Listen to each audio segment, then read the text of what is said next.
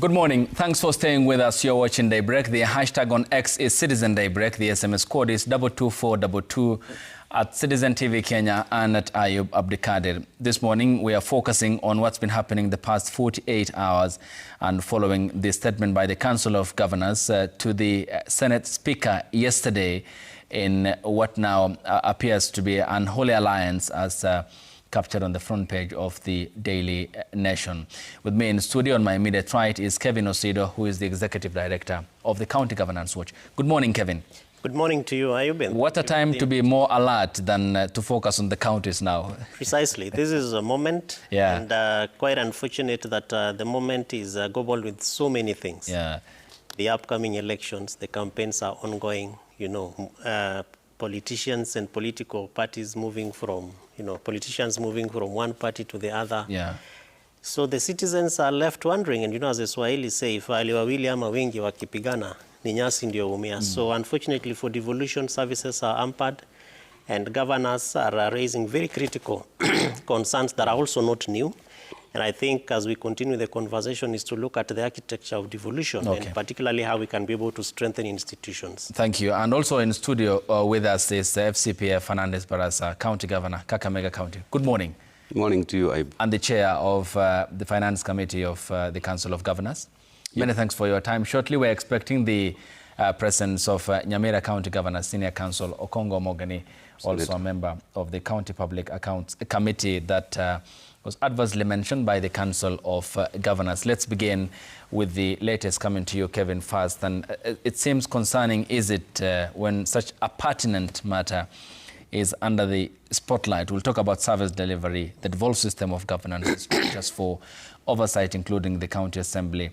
But looking at the Council of Governors statement yesterday issued by the Chair, he says that there are many issues that they have looked into, including certain members of that committee of the Senate, and who they had mentioned, and they have written to the Speaker seeking audience with the leadership of the Senate, and whatever evidence we have, they said, we are going to table before the House. Something is going to change in that particular committee. What's your interpretation of this? I read politics. Is politics, because if you look at the Senate and its composition, and also the Council of Governors and its composition, largely it appears as if not really a departure from agreeing on how things are supposed to be done, but that everybody is pulling towards their ends. So because the governors are saying that part of the committee are 4 members who are basically interested in bribes. And that kind of matter is not new, because His Excellency the President, I remember in one of his sittings with members, he also actually accused them and said, I know that some of you here are receiving envelopes. Now, the biggest challenge is that these concerns are raised and they are never followed to be able to be dealt with and discharged effectively.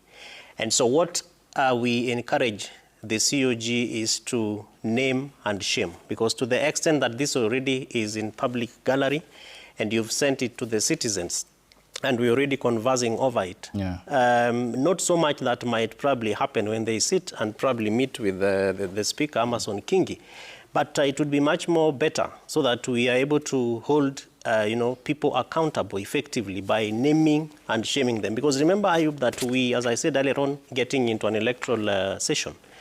And the period is in a manner in which maybe some of these senators that are being mentioned could be vying for governors. And so therefore, when they are mentioned, it becomes easier for us to place them. And because my good friend Fernandez knows that whatever Najuana, they know each other, the senators and governors. What is this thing that therefore cannot be effectively sorted out? Because constitutionally speaking, COG has its very clear roles and mandates, including how they engage with the Senate insofar as Auditor General's reports in Article 225 of the Constitution is concerned, looking at Article 96 of the Constitution insofar as the role of the Senate in oversighting national revenue concerns, and you move it further even to Article 125, where the Senate has the responsibility to summon anyone or any House of Parliament, so the Senate in this case. So it therefore should not really be a mechanism to allow for people to want to take advantage of processes. So I would be much more happier if the Council of Governors, the chair, goes further and names and shames these senators so that citizens are able to place them. And I know that politically it is one very difficult thing for them to be able to do, because maybe they belong to the same political parties. Some of them could be eyeing for the same party nomination certificate. So naming them becomes much more easier so that we are able to place them and say, yeah, hawa tunawajua, and that therefore it does not affect the manner in which devolution is supposed to be done. And yesterday the chair also said that 4 members of that committee, ODM members he mentioned, and the chairperson, the governor here is a member of the party, will also, by extension, take a look at the capacity of institutions, including the bicameral setup that we have, and what the president also said happens at the committee levels of the National Assembly and the Senate. But Governor, you appeared before this committee, not once, not twice. What's been your experience, given the statement that was issued by your chairperson, Ahmed Abdullahi, that governors are intimidated, claims of extortion, and often subjected to what the COG statement termed as harassment on your part? First and foremost, I want to just reaffirm our commitment to accountability and prudent use of public resources. And what governors have raised really is not an issue of running away from accountability. Personally, I haven't appeared before this committee in this cycle. I was supposed to appear in March. I've appeared before CPIC. Actually, 2 weeks ago, I was the Public Investments Committee.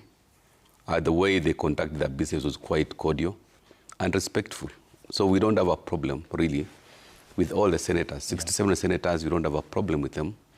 The only issue which my colleagues have raised is the conduct of 4 senators who have been notorious in terms of their continuous and escalating extortion, political witch hunt, intimidation, and harassment. And really, when this matter came up in our discussion 2 days ago, the conversation was quite heated, and most of the governors who are affected, they have evidence. So when the evidence is tabled before the speaker, some of those guys who are making noise will keep quiet. It's a matter that we cannot really sweep under the carpet, because we really believe that as senators, these are key partners in devolution. These are fellows who are supposed to oversight counties. And the oversight must be done in a structured and dignified manner, not the intimidation we've been seeing on television. So what I can assure the public is governors are not mad. And by the way, we have come up with a committee of 10 members who are ready to table evidence to the speaker, so that some of those fellows who are making noise will not have anything to say.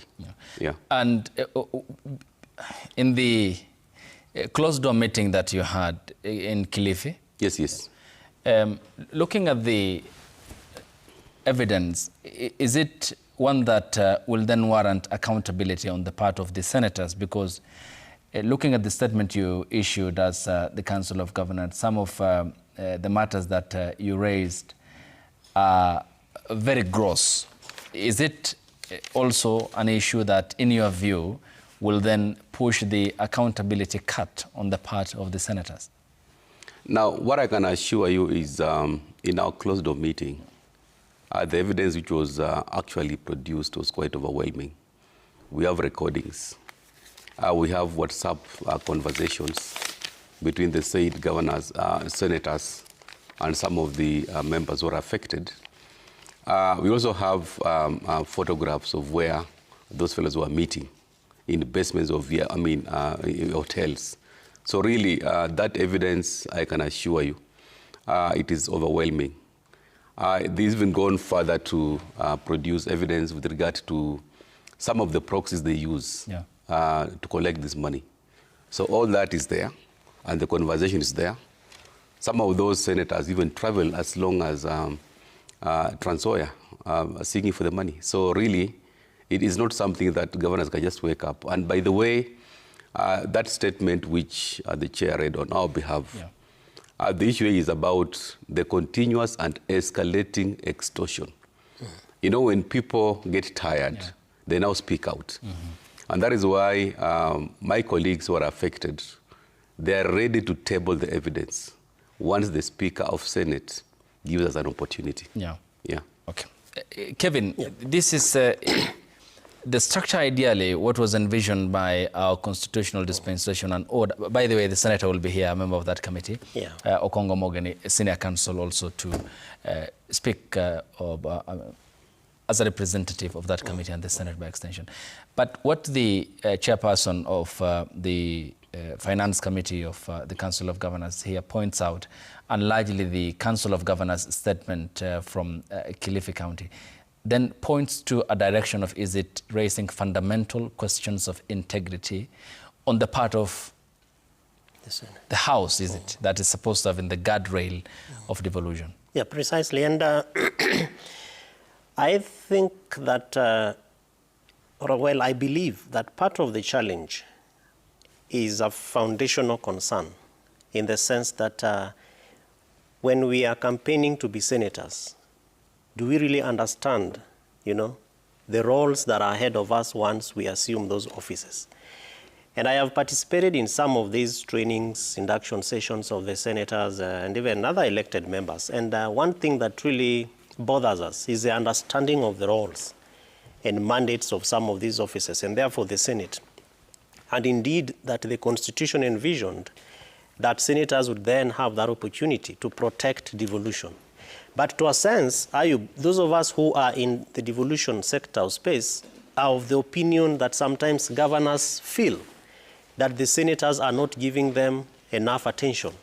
So that on issues that really the Senate is supposed to be coming over to sit or stand side by side with the governors, it does not happen. And we can mention so many of these issues, from equitable share, you know, the balances around resources from national government to county government, concerns around pending bills, concerns around you know, division of revenue to a level where some of these issues actually have to get to the law courts, you know. So governors sometimes, we imagine that they feel that the senators are not really helping them to protect devolution. Of course, the framework is that, for example, when it comes to the reports, these are reports from the Auditor General. But then if you look at how devolution was envisioned, there are supposed to be conversations happening between the Senate or senators and governors, even up to the county level, so that a senator is not surprised at a committee level that certain things are happening in their county. The senator should be free to call the governor and say, hey, Mheshimiwa, my friend, unajua tunakutarajia next week and I'm surprised about 1, 2, 3. As a senator of the county, should I stand for your defense or should I be the one asking questions? And that is why Governor Fernandez says it is dramatic. Because when the governor of a county is arguing with a senator of the same county, it is a bad show. And we see these things happening because, for instance, when you call for public participation in those counties for budget processes, you know, you get the county officials. But the Senate office or office of the senator many times is largely missing, even to just come and explain to citizens what we envision as a senator of County 024, for example. What is our role when we get to the Senate? So over time, we believe that there have been lapses, particularly insofar as engagement is concerned. And so the witch hunt and the drama and the frustrations that governors go through is as a result of, you know, many things that I believe probably when those evidence is tabled, then we can begin to see where the conversations began. But most of those conversations are not conversations that are protecting devolution. There are conversations around how to takotoa kwa kiti, how I want to take over your seat, you know. Many things that therefore in our view really do not bring out the fruits and benefits of what devolution was envisioned to be. And yet the architecture of devolution, particularly for institutions, are that governors and senators are supposed to be acting independently but interdependently, because that is really the framework of the executive level. Okay. And of course, even the role of the county assemblies therefore also come to the fore, where it is expected that MCAs or the county assembly would be the day-to-day oversighter or point of accountability on daily administration. But when governors get to the Senate, even some of the questions that they are asked are questions that should be dealt with at the level of the county assembly. So you ask yourself, are senators, bringing down themselves to the level of MCAs? Not that MCAs or the county assembly is a bottom seat, all right, but really at the level of the county government. Then we should be seeing these institutions working in consultation, in tandem, and in one that therefore strengthens the institutions of devolution. Thank you. And Senator Okongo Omogeni, Senior Counsel, joins us, the representative of Nyamira County. Good morning, Senator. Yes, good morning. I'm glad to have you being a member of that committee. Yes. Well, the governors are saying they can't appear, they won't appear. I mean, do you take that serious? First, my apologies. I've come in a bit. You're still on time. Yeah, and this is the first time I'm sharing a forum with Governor Baraza. Yes. On a TV show. I don't think we have ever met. Don't even ever met on a TV show. Yes, not even on TV, but even formally or informally. So I'm happy to have you. That's what I'm talking about This morning. But I don't think anybody can take that pronouncement by the Council of Governors serious. In fact, it's a statement I will deem to be extremely unfortunate, coming from an association that's supposed to bring governors together to protect devolution and not to look like they are enemies of devolution. But I'm also happy that governors did not take that statement seriously because the Senate handled, I think, 2 governors yesterday. The governor for Narok, who appeared before CPAC, and the governor of Kitui, who appeared before CPIC. And I have no doubt that when the time comes for Governor Baraza, he will appear. You're scheduled next month. Yeah, he will appeared before CPIC 2 weeks ago. That's a constitutional obligation. This is a matter that has been litigated to the highest court. Governor Baraza will tell you that his predecessor, Governor Oparanya, challenged the powers of the Senate under Article 125. That matters was litigated in the High Court, Court of Appeal, went all the way to the Supreme Court. And the Supreme Court made a pronouncement that it cannot stand on the way or when the Senate is exercising its constitutional mandate of oversighting governors. And to whom that much is given, much is also expected.